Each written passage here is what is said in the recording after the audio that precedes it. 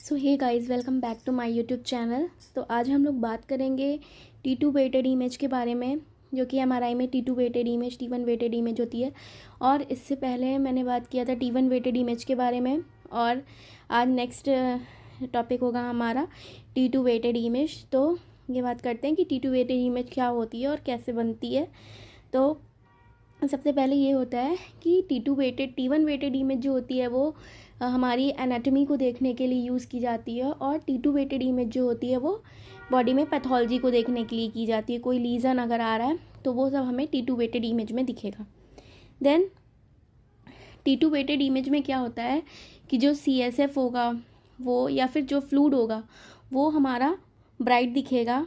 बाकी जैसे brain spinal cord में जो CSF होगा वो हमें ब्राइट दिखेगा, और जैसे कि हमारा वाइट मैटर जो होगा वो डार्कर दिखेगा कंपेयर टू ग्रे मैटर।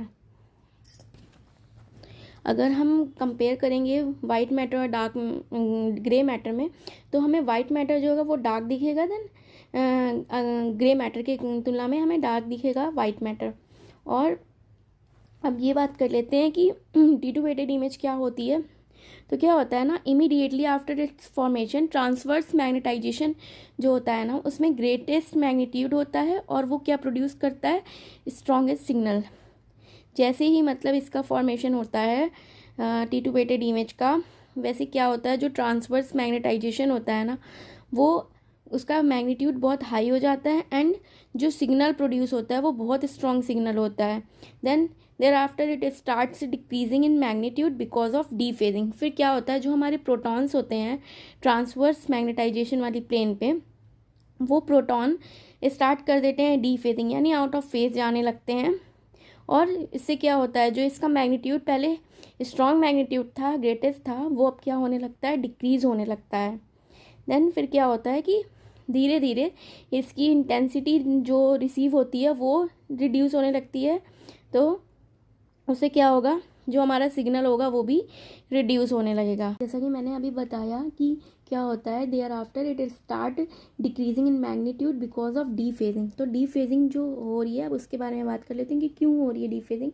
तो dephasing is a process in which hydrogen protons within a tissue loss their coordination alignment, causing them to spin at slightly different rates and thus decreasing the overall signal intensity. तो होता क्या है कि जो hydrogen protons होते हैं ना tissues में, वो अपना कोऑर्डिनेशन जो होता है, उनका कोऑर्डिनेशन उसको लॉस कर देते हैं, कोऑर्डिनेशन अलाइनमेंट को। और क्या कॉज होने लगती है उससे, जो स्पिनिंग हो रही है वो स्लाइटली डिफरेंट होने लगती है, यानी अलग अलग प्रोटॉन की अलग अलग होने लगती है। डिफरेंट रेट्स होने के कारण जो ओवरऑल हमें जो सिग्नल मिलता है उसकी इंटेंसिटी भी डिक्रीज होने लगती है, विच इज़ की मैकेनिज्म बिहाइंड क्रिएटिंग कॉन्ट्रास्ट इन T2 वेटेड इमेज। ओके, तो ये क्या है, ये की मैकेनिज्म है जो हमारे T2 वेटेड इमेज में कॉन्ट्रास्ट क्रिएट हो रहा है, तो ये उसके पीछे का की मैकेनिज्म है। Then essentially tissues with faster proton dephasing appear darker. तो ऐसे प्रोटॉन्स, ऐसे टिश्यूज जिनके प्रोटॉन फास्टली डीफेजिंग हो रही है, जिनमें फास्टली डीफेजिंग हो रही है, तो वो हमें डार्कर दिखाई देंगे T2 वेटेड इमेज में, because their signal decays rapidly, क्योंकि उनका जो सिग्नल है वो डीके हो जा रहा है जल्द, इसलिए वो हमें डार्कर दिखाई देंगे। देन अब हम यहाँ पर बात कर लेते हैं थोड़ा सा क्योंकि इसी से रिलेटेड होगा स्पिन रिलैक्सेशन। जैसा कि मैंने पहले बताया स्पिन रिलैक्सेशन बारे में, बट हमारा जो T2 वेटेड इमेज है वो टोटली डिपेंड है स्पिन रिलैक्सेशन पे, तो इसलिए हम यहाँ पर बात करेंगे स्पिन रिलैक्सेशन के बारे में। तो इसमें क्या होता है कि जो डीफेजिंग है ना, वो प्राइमरी कॉज्ड होती है by interaction between neighbouring proton, यानी जो भी आसपास के प्रोटॉन्स हैं उनके बीच जो इंटरेक्शन हो रहा है वो क्या होता है कि उससे मैग्नेटिक फील्ड जो होता है वो इन्फ्लुएंस होता है, और क्या होता है कि उनका जो आपस का कोहेरेंस है वो लॉस होने लगता है, जिससे क्या होता है उनकी स्पिनिंग मोशन भी क्या होगी, वो भी लॉस होगी, और वहाँ पर ही डीफेजिंग क्रिएट होगी। और हम इसे ही क्या बोलते हैं, जिनमें the rate at which proton dephasing is characterized by the T2 relaxation time, उसको हम स्पिन या T2 रिलैक्सेशन टाइम भी बोलेंगे। जहाँ पर क्या होगा, प्रोटॉन डीफेजिंग स्टार्ट कर दे, वहाँ पर क्या होगा T2 रिलैक्सेशन टाइम या स्पिन रिलैक्सेशन भी बोलेंगे। और क्या होता है कि which with tissue containing more water more free water having longer T2 times and appearing bright on a T2 weighted image। क्या होता है कि ऐसे टिश्यू जो कि क्या कंटेन कर रहे हैं, मोर फ्री वाटर कंटेन कर रहे हैं, तो उनका जो T2 टाइम होगा वो लॉन्गर होगा और ऐसे टिश्यूज़ हमें ब्राइट दिखाई देंगे T2 weighted इमेज में। देन एक और फैक्टर है जो कि डिपेंड हो रहा है T2 weighted इमेज जिस पे डिपेंड है, तो वो होगा इको टाइम हमारा। तो इसमें क्या होता है कि जो T2 बनाने के लिए, T2 weighted इमेज बनाने के लिए हमें लॉन्ग इको टाइम यानी लॉन्ग टी का यूज़ करना पड़ता है। मैंने पहले बताया है कि T2 weighted इमेज बनाने के लिए लॉन्ग टी आर और लॉन्ग टी का यूज़ करते हैं। तो यहाँ वही लॉन्ग टी की बात हो रही है यानी लॉन्ग इको टाइम की बात हो रही है। इसमें क्या होता है कि allowing for significant proton dephasing to occur before the signal is detected. तो इसमें क्या होता है कि तो ये क्या होता है कि हमारा T2 weighted इमेज बनाने के लिए हम लॉन्ग टी का यूज़ करते हैं। देन अब हम बात कर लेते हैं कि how it relates to image contrast. तो इसमें क्या होता है कि ये जो इमेज है वो कॉन्ट्रास्ट से कैसे रिलेट करते हैं उसके बारे में बात कर लेते हैं। तो सबसे पहले बात होगी यहाँ पे हाई सिग्नल इंटेंसिटी के बारे में। तो इसमें क्या होता है कि जो टिश्यू जिनका T2 रिलैक्सेशन टाइम जो होता है वो लॉन्ग होता है, लाइक CSF यानी फ्लूइड या वाटर, उनका जो T2 रिलैक्सेशन टाइम होता है वो लॉन्ग होता है और ऐसे टिश्यूज़ हमें हाई सिग्नल देते हैं T2 weighted इमेज पे और जो उनका प्रोटॉन होगा वो डिफेज भी स्लोली होगा। तो ये हो जाएगा हमारा हाई सिग्नल इंटेंसिटी का point. Then low signal intensity के बारे में बात करें तो ऐसे टिश्यूज़ जो कि जिनका T2 क्या होता है शॉर्ट होता है यानी जिनका T2 रिलैक्सेशन टाइम जो होता है वो शॉर्ट होता है, लाइक बोन, तो वो हमें डार्क दिखाई देंगे T2 weighted इमेज में क्योंकि जो उनका प्रोटॉन डीफेजिंग टाइम होगा वो क्विकली हो जाएगा। तो ये हो गया हमारा लो सिग्नल इंटेंसिटी का पॉइंट। तो ओवरऑल आज मैंने ये बताया कि T2 weighted इमेज कैसे बनेगी, कौन कौन से फैक्टर्स पे डिपेंड हो रहा है और T2 weighted इमेज का यूज़ क्या है कि हम पैथोलॉजी देखने के लिए यूज़ करते हैं और T2 weighted इमेज में long T R and long T का यूज़ करते हैं इमेज फॉर्मेशन के लिए। ये सारी चीज़ों को आज के टॉपिक में मैंने बताया है। देन ये हमारा कंप्लीट हो गया T2 weighted image. Thank you.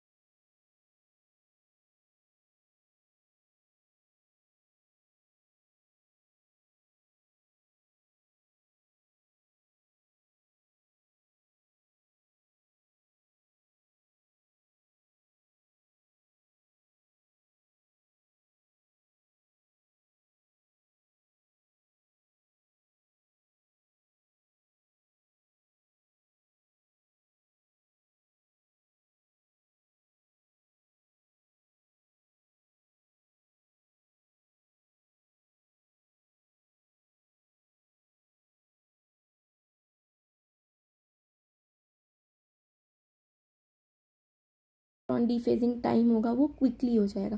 तो ये हो गया हमारा लो सिग्नल इंटेंसिटी का पॉइंट। तो ओवरऑल आज मैंने ये बताया कि T2 वेटेड इमेज कैसे बनेगी, कौन कौन से फैक्टर्स पे डिपेंड हो रहा है। तो कंप्लीट T2 वेटेड इमेज के बारे में आज का यूज़ क्या है कि हम पैथोलॉजी देखने के लिए यूज़ करते हैं और T2 वेटेड इमेज में long TR and long TE का यूज़ करते हैं इमेज फॉर्मेशन के लिए। ये सारी चीज़ों को आज के टॉपिक में मैंने बताया है। देन ये हमारा कंप्लीट हो गया T2 weighted image. Thank you.